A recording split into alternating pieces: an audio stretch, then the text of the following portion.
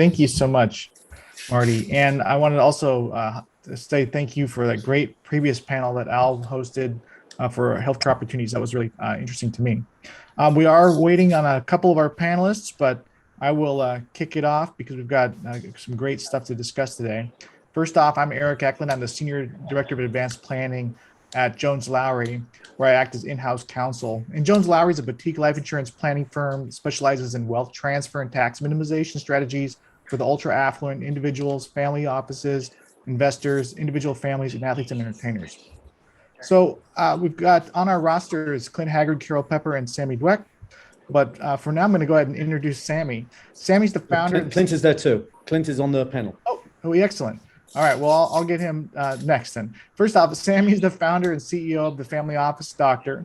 He's an international presence and thought leader, publishing regularly, almost every 2 weeks. He began his path in private banking, heading up at one point the Europe, Middle East, and Asia EMEA market for the JP Morgan Family Office Group. Next, also, we have Clint Haggard. Clint is the president of Burgher Haggard, which is a bookkeeping and back office outsourcing firm that provides these services to family offices nationally through their offices in Fort Worth.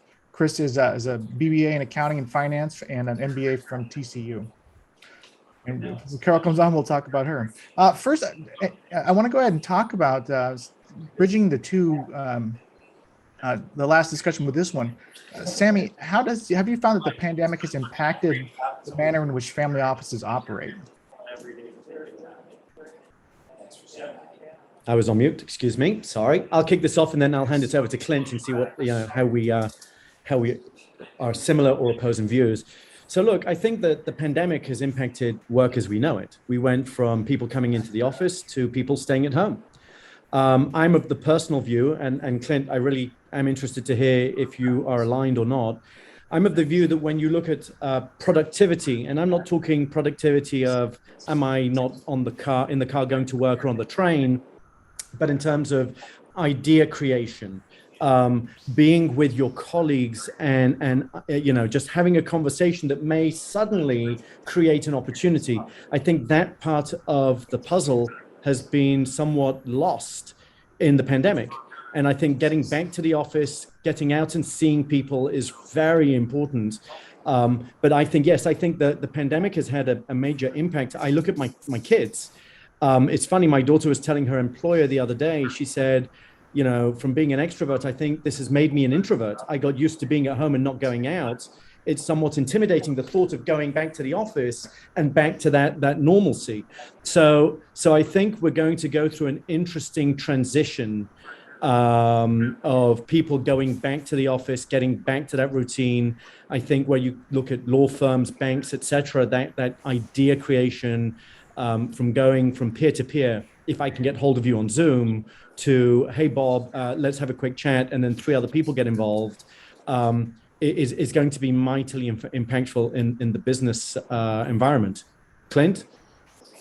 Yeah, I think what I've seen is if it's a strategic function of a family system, then that needs to kind of be collaborative back in the office.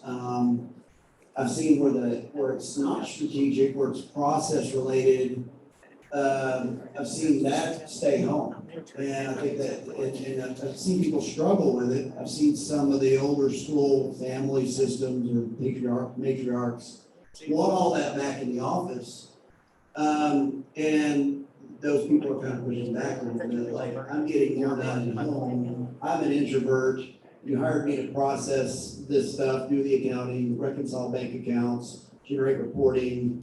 I'd rather stay at home, do that in my pajamas. But the CIOs, CFOs that are there beside those family, managers, the family, members that are managing, they were back at the office very early in the game. And if they weren't, the people were wanting them back. So there was some social aspects of that people struggle with. Do you guys see this as an issue as we exit the pandemic, hopefully eventually, that there'll be a lot of resistance to going back into the office to serve, knowing that they've been able to be functional virtually for several years, or 2 years at least? Well, I think we've seen resistance. We've seen it. You look just in the banking sector, where you've got the Goldman Sachs and JP Morgans of the world saying, well, if you don't come back, you're out of a job. And then you've got on the other side, people like Citigroup who are saying, we're very comfortable with leaving people to have a flexible work schedule and work from home.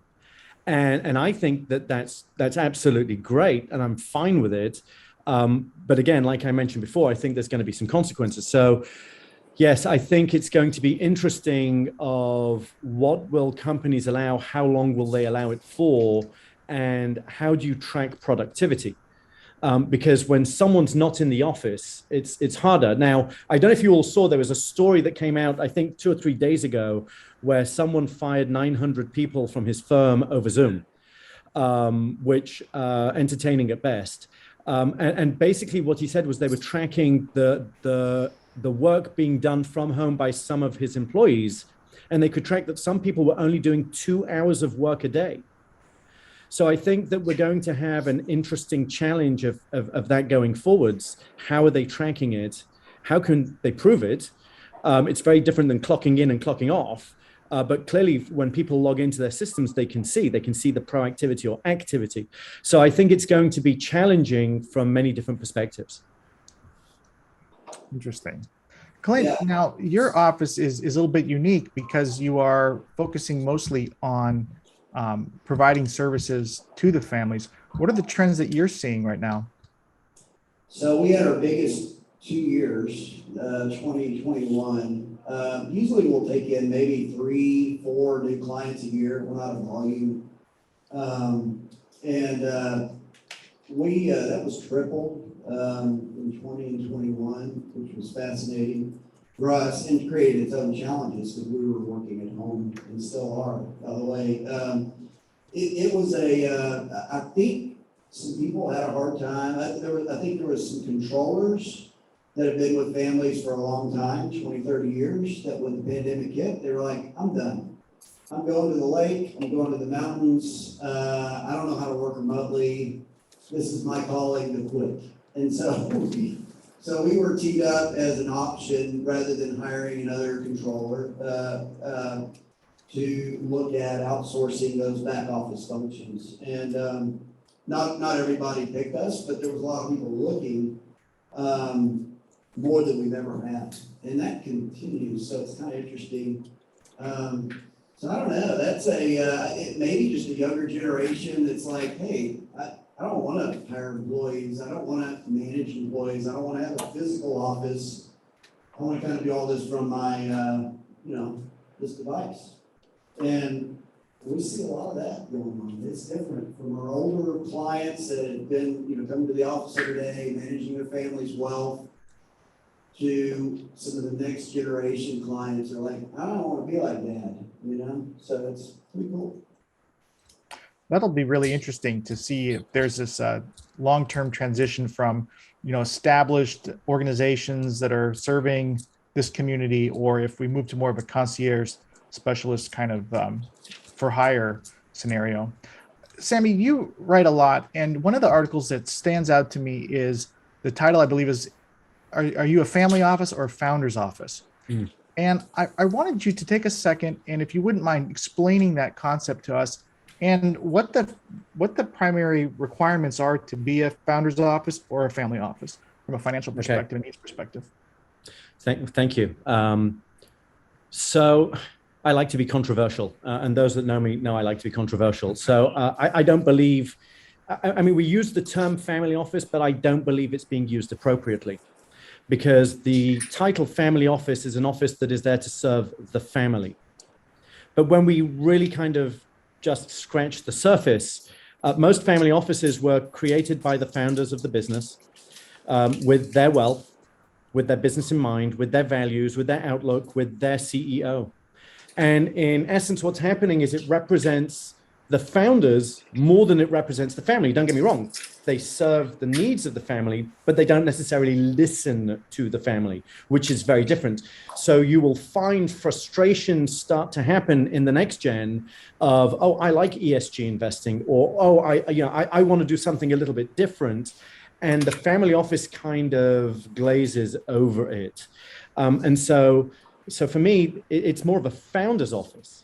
And as we're going through this generational change, which has started, right? So you look at the silent generation and the baby boomers, they're starting to transition to the next gen as they either time out or pass the baton.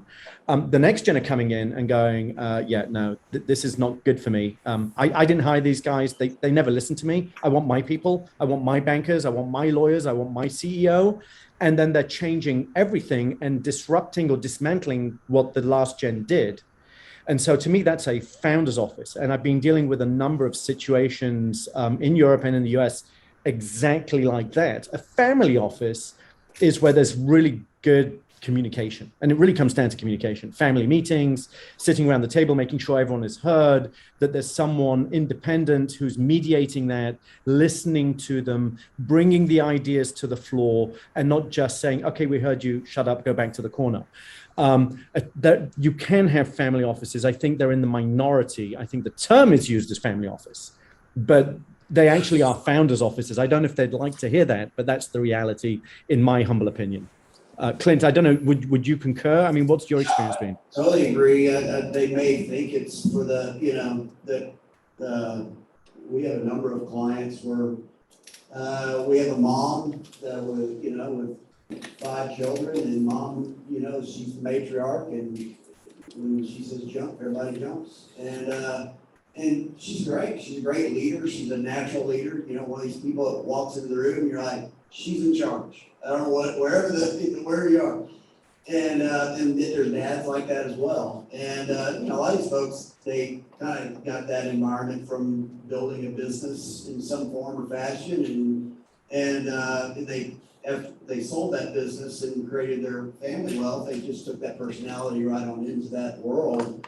But the kids are really not, they're going to have their say so, whether it's hopefully not a health event or a death that creates that opportunity, but it's through a transition over time of listening and slower, purposeful transition to the next generation. And we see both sides of that. We see some that happen through health or death, and we have to see some through purposeful transition. I will say since year 2000, seen a lot more purposeful transitions happening or intentional. Maybe the intention, maybe the actual event of transition is not good, but they're trying a lot harder now to get their kids involved, educate them, transition a family office, into more what they want to do over time. So it's happening next week with a large client in our office. We've offered our office as that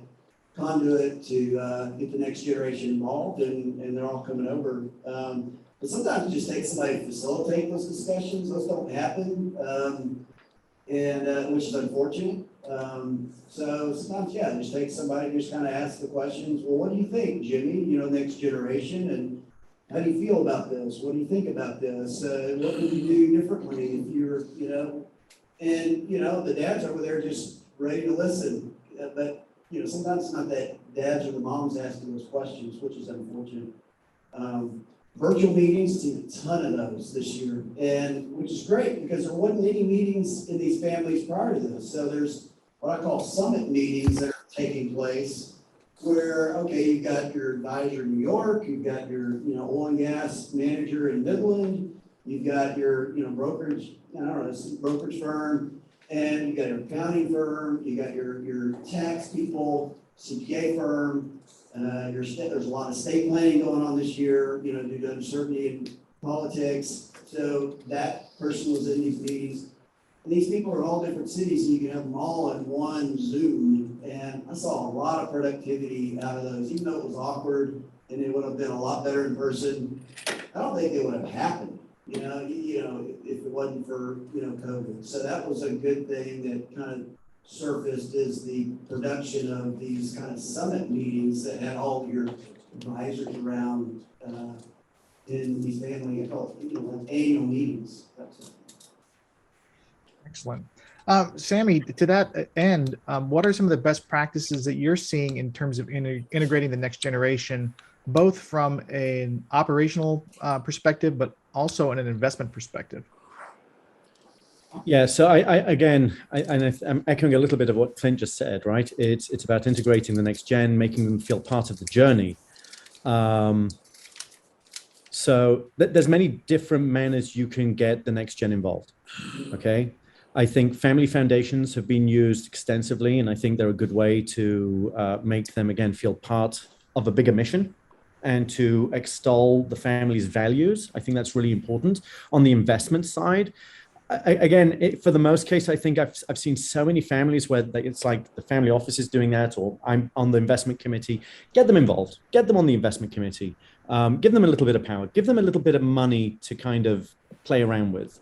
Doesn't mean they can go out and just take it on their credit card and go spend it, but at least get involved and start speaking to investors. Get them aware about investments, asset classes, etc. Because in many cases, by the way, I see this with spouses, when the primary household member passes, it becomes pretty messy because they're unable to navigate how to deal with simple things like paying bills. If they're lucky, they have someone like Clint on board.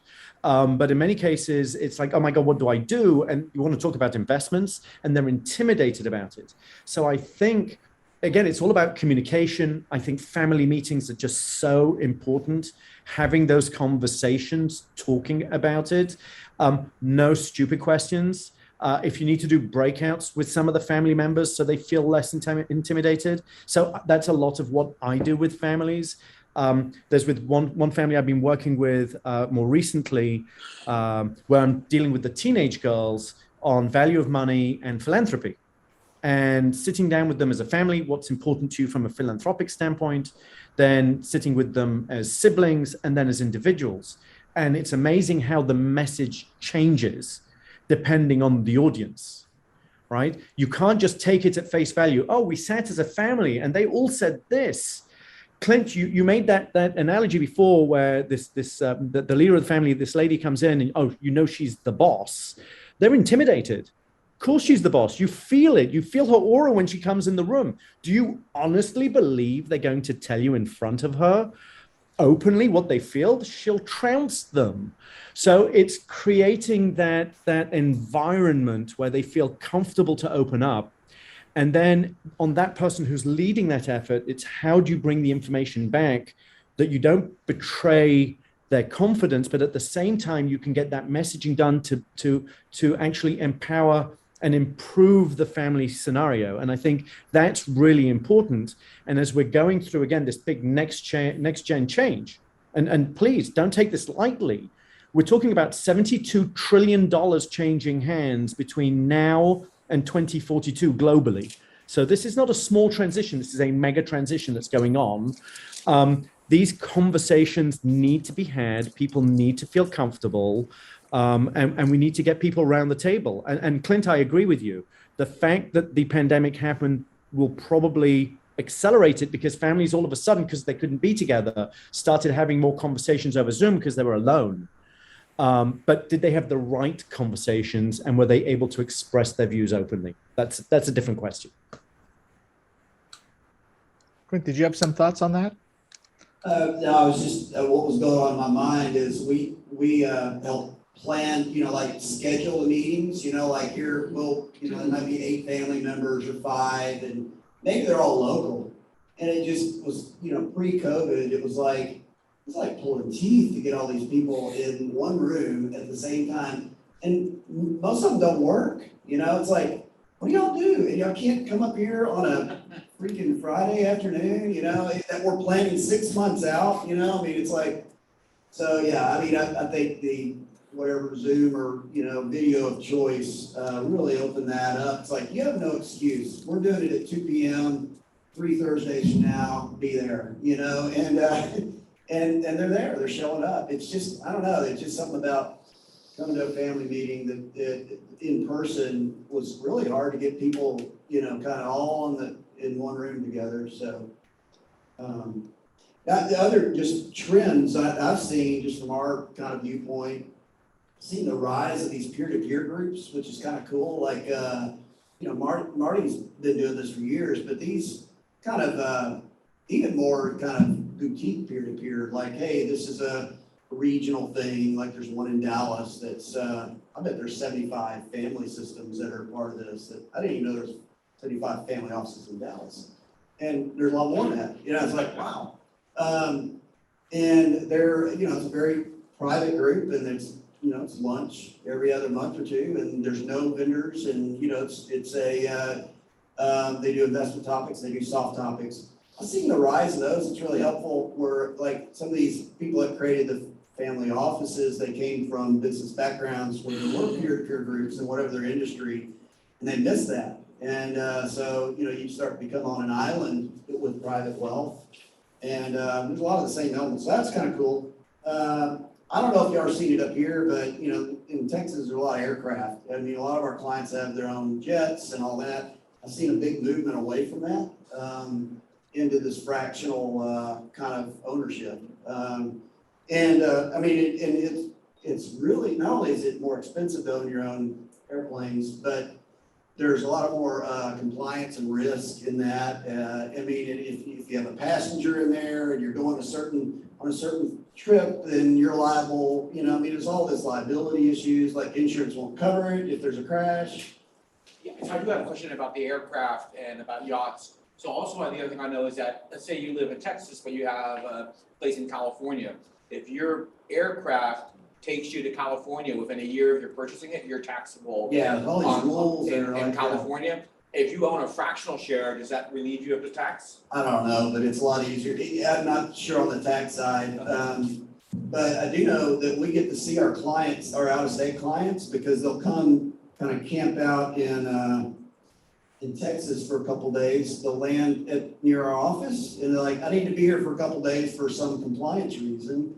To make, so they don't have to pay sales tax on our property tax in Tennessee or whatever. We got one in Tennessee. Once a year he comes in, spends a couple days, we go golf. I don't golf, but he goes golfing with some of those friends. Anyways, aircraft's complex. I've seen that trend. And then I've seen Texas, New Mexico, Colorado. We do a lot of ranch accounting. And I've seen a lot of this kind of next gen, Samy we're talking about, their value systems is different than mom and dad on livestock. And so it's been fascinating to watch more kind of land stewardship and conservation kind of get pulled into written rules into the family governance, which is kind of cool. A lot less kind of, I call them AUM, animal units, which could be cattle, could be goats, whatever, but they're not grazing as much as maybe dad or grandfather would do and they're doing a lot more rotation. There's a lot more education in land stewardship, which is really cool. We've had some clients in Oklahoma go to wild Mustang management. The Chickasaw Nation up there is doing that, which is fascinating, away from cattle, beef production, where they're kind of, and it's not for charity, it's a government need, and where they're kind of the retirement home for these small Mustangs. And Another question, Clint. So that's a really good point, because I think as we are having the families, this change, one of the biggest things that we've seen is a shift towards what's being called ESG investing, environmental, social governance kind of matters. Samy, what are you seeing on the ESG front? Are there best practices? Okay, and Clint, I think you've heard this before from me, and as I said, I like to be a little bit out there. And I can see you laughing already. So look, ESG is what we used to call ethical investing, and they tried to create ethical indices, which died a death because at the end of the day, it became more like Sharia law than it was ethical. So i.e. I'm investing in anything that's non-tobacco, non-alcohol, not in the military, etc. ESG now is, are you making an effort to improve what you're doing? Are you making an effort? What does that mean? How do you quantify? How do you measure? Most of the ESG indices have almost everything in them. And you look at a company like Nestle, who I have utmost respect, and you look at what they're doing with the use of plastic, which is non-recyclable. and all the promises they've made, that they're way off track on what they should do. So are they really ESG? But yet they're part of ESG portfolios. There is in the next generation, Clint, you said that the next generation has different values than their parents, 1000%. I think climate change has become important, being more ethically minded, climate minded, much more important. And I think it will take a bigger predominance in portfolios when the parents are no longer there and they allow them to do it. I think the older generation probably has more fear. Will it impact performance? Because by rights, you should get out of certain sectors that will perform by definition. And the world has changed too, that you look at major indices and back in 2000, tech was very small, became big, market crashed, and said, oh my God, stay away from tech. And now all of a sudden tech is a major part of your portfolios, whether you like it or not. So that's one thing. I'm a big believer in impact investing, what we used to call microloans. And so going to Africa and looking at a village and saying, oh, this guy is making small ovens that will change the face of this little village, and people won't die of, in the winter of carbon monoxide poisoning because they lit a fire inside the hut. But now they have a stove and it has a chimney and the smoke goes out, and now 8 people can live on the floor in more comfort, and it's going to cost $100. And so you fund this guy to start making these ovens, and it changes the whole village. That's impact investing. And you're not necessarily going to look to make money out of this, but you will change the face of that village, and potentially that spreads across the country and continent. Gates Foundation started doing that years ago. They're trying to get others involved. I'm a big believer in impact investing. I do like ESG. I think it's got a way to go still. I'm not convinced. But you're going to see a lot more people get involved. You're going to see a lot more family offices get involved. As the generational change happens, you're going to see a bigger proportion of portfolios go into it. And Clint, you kind of alluded to that with the cattle and everything else, that things are changing, correct? Yeah, I'll be honest with you, one of the power panels, I had to Google ESG, what was that? Oh, yeah, that makes sense. Yeah, Mark, you got a question? I just want to mention two things. The first one is that Texas is the largest user of renewable energy in the country, by twice as much as California. So, right?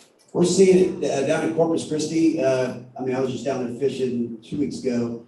Used to be a huge oil and gas port. These big rigs would come in and all that. All that's gone, and it's all a shipping yard for the blades for the windmills. They're coming from, I guess, Germany or something, Europe. Yeah. Thousands of them. They're stacked. And they're all going into Texas and New Mexico and I guess Kansas. Right. So that's my two questions are, and I'm going to get to you. My two questions were, you talked about multi-generational. And the old saying used to be that the next generation would always switch their investment manager on the family office side. Do you find that on the back office side that you're able to retain more of them because of the complexity of back office? That's number one. And my second question is, do you find the next generation wants more tech to be available to them? We have somebody who used to be this chief technology officer at Moose Partners, pretty big family office here in New York City. There's the belief that people who grow up with ubiquitous computing want the same. Any thoughts? Reporting has changed. So from our traditional, balance sheet, income statement, cash flow statement, those are our reports too. When next generation's coming in, they're a bit more visual. And I think that the other generation is more visual. They just never really exposed to it. So trends and graphs, and even kind of BI, we have BI tools where you can, not only have a graphical picture, but you can zero in on that with your phone. Fascinating stuff. The next gen's all into that, and they're asking for that in the initial meetings before they hire us. Where the older generation, they're like, yeah, I just want you to I want a cash flow statement. Where's my cash? Yeah, and if I can just jump in here, I think actually, Clint, you're in a good position because I think changing that back end is very difficult because they get so entrenched and used to your reports and how you work, and the risk of trying to change the back end with someone else, like, oh my God, that could be traumatic and mistakes can be costly, right?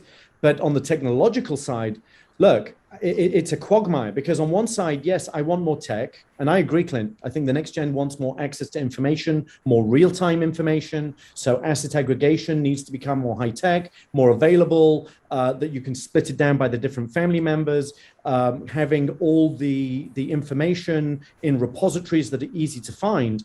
But here's the problem. Most family offices are small. And they've got a limited number of resources to track all of that. So unless you can get the API, the way that they kind of link together, done in an efficient manner, where I'm dealing with one provider, maybe two, if I have to deal with 6 different information providers, it becomes very time consuming. And yes, the families may want it, but the actual time to focus on the important things like looking at the assets, distributions, etc., that's where their focus will be. And so it's how do you balance those two, right? Giving them the access real time, being able to follow up and make sure that the information coming out of it is viable, and on the other side, being able to do my day to day, and that becomes complicated. Marty, I want to highlight really quick. We should have these gentlemen back because there's a lot more to say, and maybe a session on private aircraft as well. So that's my 2 cents. We only have about 8 or 9 minutes left. And so I've got 2 questions I'd like to kind of pose to both of you. And the first one is more on the foundational side. As we see a lot of new wealth generation creation, big liquidity events happening, cryptocurrency eruptions, things like this, in your areas, I believe you're in South Florida and obviously in Texas and New York, what are we seeing? What advice would you give for someone considering to build out a family office? Clint, do you want to start with that? I'll give it a shot. I of course, I'm kind of biased towards outsourcing, but I really think the non-strategic tasks should be outsourced because we're going to, and whether it's our firm or another firm, we're in the business of finding technology to make things more efficient, make it more accurate. We're insured and all that. We're hiring accountants that they don't have that incentive to kind of or drive to find automation. But hire your strategic functions. Your CIO. I mean, if you're a big family office and can afford that, I would hire those people. If you can't afford to hire them, then find the fractional, kind of CIOs, CFOs that are not making, they're sitting by your side at the table, not trying to sell products. And because that would just be how I would build out a family office. The other thing I would do is, because I see this happen all the time, is new wealth created. If it came from the hospitality industry, they have this front desk with flowers and a receptionist, and I'm like, get rid of all that stuff. Put a blank door there with a camera on it and a keypad. I mean, you want to reverse roles here because now you're the target. So I've talked to a lot of founders about that. And they're like, oh, yeah, I don't know, guess why I need the hospitality function. Yeah, just close the door and lock it, So I'm thanks, Clint. I'm going to take a slightly different tack. So it's not about whether you outsource or do it internally, because I think there's something more important before we get there. Is, do you need a family office? Does it make sense? Does it fit what you want to do? Because maybe you make something completely outsourced that is not a family office, but fits your needs. So, and I don't think it's related to a dollar amount. Okay, so I was dealing with a Central American family that approached me and it was like, I want a family office. We cashed out north of $1 billion. Hey, we've got the money, why not? And through a number of conversations with the family, what we came to the understanding was a family office was absolutely 1000% not appropriate for them in any way, shape or form in terms of what did they want to achieve, the types of people they wanted in it, the services they needed. So the first thing is, let's not get into the hype of the term family office and see what is it that you require and what is it that you should build and what type of people do you need. So let's start with that. In terms of new wealth, and there was an article, I think a week or two ago in the Wall Street Journal, where the new generational wealth being created, especially in the high-tech world, are going, I don't need a wealth manager, I can do it myself. Because the access to information and everything is so high, hey, I can do this myself. And look, I'm not saying they're not capable of doing it. I'm sure they absolutely are. If you're focused on your business or other business activities, At a certain point, you're not going to have time to look at that. That's number one. Number two, you've got to think of institutional memory. And I actually released an article a couple of weeks ago on DIY wealth management. And look, it's good whilst you're alive and you're able to. But if, God forbid, something happens, nobody knows what your thought process was, what was important to you, who's going to take that over, right? How will that continue? How will that perpetuate? So again, everything is around communication and discussions and understanding. And once you understand what are they trying to achieve, where are they coming from, and where do they want to go, make a roadmap, right? Map it all out. Understand the family dynamics, the family structure. Hey, maybe you want to go and do all your back office work with Clint because he's the right guy for what you need. I'm not against that, but first take a step back. Don't just go, oh, I've got my boat, I've got my plane, I've got my family office. No, that's wrong. Does it make sense for me and my family? Is this the right solution? What is the right solution? How do I build it? And then if necessary, who should I hire? Excellent. So Clint, back to you, my second question. That's kind of where do you start if you're going to start? The next one is, what do you see as the biggest challenges for the family offices in existence going forward? And as far out as you want to look, 10 years, 100 years? Gosh, I don't know. It's probably not what you think it is, investments and estate planning. It's probably more the uglier stuff like family dynamics, just getting the buy-in and the fingerprints of the next generation into, and allowing them to have their say-so and adjust that, the management of whatever they manage, in the way they want to do it. And but we do the accounting for over 10,000 oil and gas wells. And most of them are in Texas, but they're New Mexico, Louisiana, all of them. And I look at that department, it's a whole department in our firm. I'm like, that's going to be gone in 15 years, or it'll be reduced. It's not going to be gone. It'll be reduced. We don't have a line out the door for family systems wanting us to, they're growing their oil and gas assets. And it's because of these values that ESG, I learned today, it's kind of coming down into this. So it's just fascinating to me. I mean, it's just a laboratory of, transitional wealth. Like Samy said, there's a ton of it coming.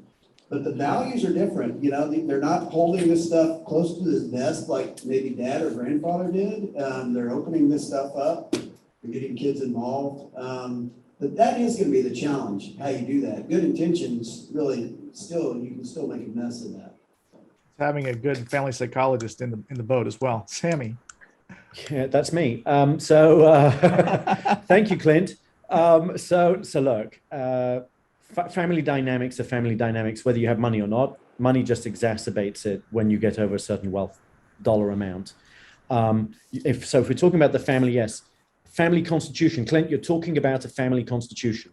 And I think that's really, really important to have a family constitution written down, not verbal. And the problem is so many historical families have verbal family office, family governance, not written. So that's one. Two, the problem for the family offices, again, I've kind of alluded to it, said it, it's in my articles. It's very clear as we do that generational change, that lack of connectivity to their advisors or the advisors of the parents and the family office, that is the biggest danger for a family office is, and Clint, to your point, the in-laws turn around and go, oh, Bob, the CEO of the family office never listened to you. He didn't care about you wanting to do ESG. So when your dad and mum are gone, you should fire him. So it's all about family governance, communication. I can't say it enough. And as the next gen come in and the old gen go out, if they don't have those open conversations, if they're not mediating and representing them appropriately, they're gone. I'm dealing with a situation in the Middle East where I was approached by a very large multi-billion-dollar family where they want to split their family office into 4 separate family offices because each family group wants to go a different way. And we're going to see a lot more of that. And they have the wealth because it's tens of billions. that they can each afford to have their own family office. And because of the business and nature of it, it makes total sense. So for me, the biggest risk for a family office is intergenerational change, and they're not having relationships, communication with the next gen. Great. Eric, we have a question here. Yeah, I was going to say, I think there's some questions in the audience. Please go ahead. Good question. Marty brought up digital natives, right? So the next gen is basically grew up with Yeah, laptops in their hand. Laptops They don't even in know what a their laptop is. Right, Cell phones. right. Something like Smartphones. that. So, right, they're digital natives. Yeah. Their preference a lot of times is not to talk to their advisors, because we say communication is important. Yeah. But these are people who, I read a survey and they said 75% would rather go to a dentist than talk to a banker. So, seriously. All right, there was a 75, survey. I'm gonna repeat that, 75% would Would rather go to a dentist dentist than talk than to talk to a banker. banker, right? That's a problem. Yeah. Right. I mean, these are young people, listen, these are young people, they probably have done cleaning, definitely not a root Yeah. canal, okay? So, but nonetheless, how do you, we all know how important it is to communicate within the family and with advisors. But now we're talking to people who don't really want to communicate. They're digital natives. What do you do? How do you It's a reconcile? big call for this next generation. I mean, a lot of How people do you just do, they don't even talk on the So phone. They just do cell phones. Right. May I? Exactly. Yeah, May I? go ahead. Can y'all hear this? Yeah, I heard the question, and so first of all, I think the first part of the answer is the bankers need to learn something because they're clearly doing something wrong. It's they're not listening. So I hear you loud and clear. It's all communication, just their form of communication is different, right? It's not, they're not saying we don't want communication. It's just the form of the communication. I think people are fed up of the hard sell and people being product pushed. Okay. Yes, I agree with you. I'd much prefer a dentist drills my teeth than be product pushed. I sit with multiple families and I have to weed through the product push of people, and it's beyond painful. And I would much prefer to have everything electronically because it's easier to say no and goodbye and please don't talk to me again. So I totally understand it. And so I think it's, again, that doesn't mean you're not communicating. It means the medium of communication has changed. So it's having the right platforms to communicate. And look, there are plenty of softwares out there that you can implement for a family office to ensure that the family members get the information they want and they don't need to sit down and talk to the banker. By the way, that would be the role of the CEO of the family office. Otherwise, what the hell is he there for? And the CIO for that matter. But getting the information to the next gen, and they may be in charge. They want that electronically. They want to communicate by email or through a chat system. Then make sure you put in place the right software. Again, there are hundreds of companies out there with phenomenal platforms that can be used to answer those kind of issues. We've got about 2 minutes. All right, Eric, take us home. Are there any other questions coming in from our audience there? The audience. All right. Well, I want to make one comment. Marty. please. So I'll make 2 comments. So the first one is we poll on ESG all the time in terms of prioritization, and it's never past 5% in terms of our priority, like number 1. So it's almost like a nice to have. Polling who? Who are you? So during our conferences, we poll on Zoom and we get responses from our conference attendees, and it's never beyond 5% is number 1, and it's always IRR and IRR, duration, and what they're investing in. So that might have a component of ESG, right? I mean, so that's a big part of it. So the other one was, a lot of people consider ESG to be part of philanthropy, and that there should be a Chinese wall between philanthropy and investment. I mean, I know a lot of people will talk about philanthropy like from the Bill Gates model in terms of what they call entrepreneurial philanthropy, which I think it actually probably makes sense.